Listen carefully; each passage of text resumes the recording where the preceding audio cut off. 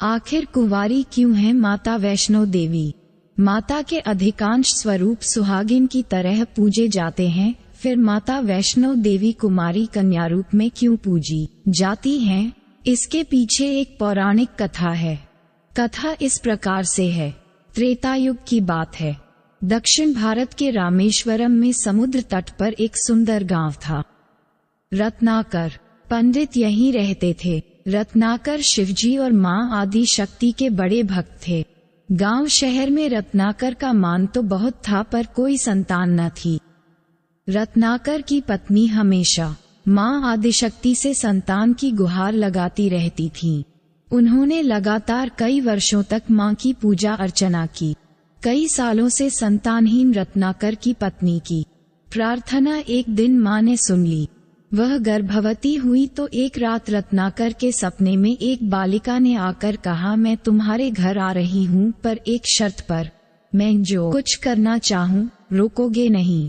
पुजारी और सिद्ध पंडित रत्नाकर को यह आभास हो गया कि मां आदिशक्ति के सत, रज और तम को दिखाने वाले तीन रूप महासरस्वती, महालक्ष्मी और महादुर्गा ने मिलकर ही इस कन्या का रूप लिया है।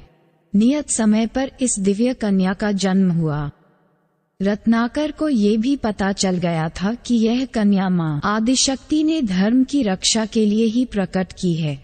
रत्नाकर उसी भाव से कन्या का लालन पालन करने लगे। तीनों महाशक्तियों के मिलन के उस स्वरूप को उन्होंने त्रिकुटा नाम दिया। त्रिकुटा का स्वभाव जन्म से ही अनूठा था। बचपन से ही वह पूजा पाठ और धार्मिक कार्यक्रमों को देखकर प्रसन्न होती। अभी 10वां साल शुरू भी नहीं हुआ था कि त्रिकुटा को ये पता चल गया था कि भगवान विष्णु ने भगवान श्री राम के रूप में धरती पर अवतार ले लिया है। त्रिकुटा ने यह व्रत ले लिया कि वह भगवान श्री राम से ही विवाह करेगी, अन्यथा आजीवन अविवाहित रहेगी। त्रिकुटा ने अपने पिता से कहा कि वह रामेश्वरम के तट पर रहकर तपस्या करना चाहती हैं। शर्त के मुताबिक रत्नाकर ने उसे नहीं रोका। 10 बरस की उम्र से ही त्रिकुटा समुद्र तट पर एक कुटी बनाकर रहने लगी। वह भगवान श्री राम को पति मानकर उनको पाने के लिए कठोर तप करने लगी। इसी तरह घोर तप करते त्रिकुटा को बहुत बरस बीत गए।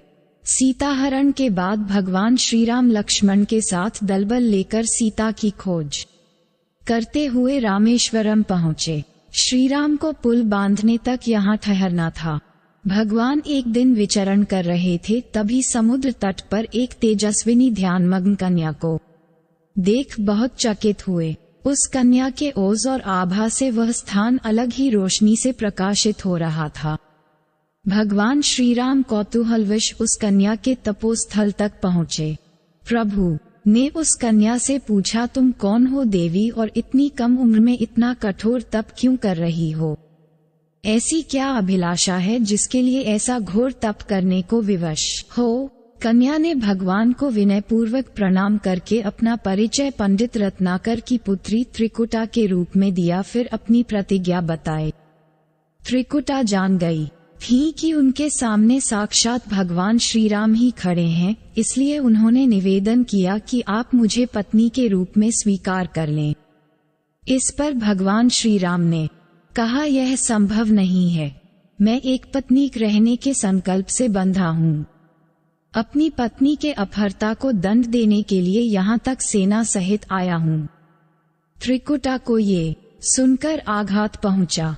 उन्होंने अपने कठोर तप का वास्ता दिया और भगवान से विवाह करने की पुनः याचना की। त्रिकुटा ने कहा, प्रभु क्या मेरा ये तप व्यर्थ गया? मेरे तप में वह शक्ति नहीं कि आपको प्राप्त कर सकूं। मेरा तप अभी कम है, तो मैं इसे और कठोर करूंगी और तब तक जारी रखूंगी जब तक मेरी अभिलाषा पूरी नहीं हो जाती। भगवान ने कहा, जब मैं सीता का पता लगाकर लौटूंगा तब तुम्हारे पास आऊंगा। यदि तुम मुझे पहचान लोगी तो मैं तुम्हारी इस बात पर सही निर्णय करूंगा। त्रिकुटा को इस बात से बड़ी प्रसन्नता हुई कि उनका तप सफल है। भगवान ने उन्हें वरण का एक आश्वासन दिया है। अब उन्हें अपने स्वामी की परीक्षा में उत्तीर्ण होना है। इस प्रसन्नता के भाव से भरकर त्रिकुटा का उत्साह और बढ़ गया। उन्होंने और कठिन तप करना आरंभ किया। उनके तप का प्रभाव ऐसा था कि उनकी कुटी के आसपास का पूरा क्षेत्र एक अलग प्रकाश से प्रकाशित होता था।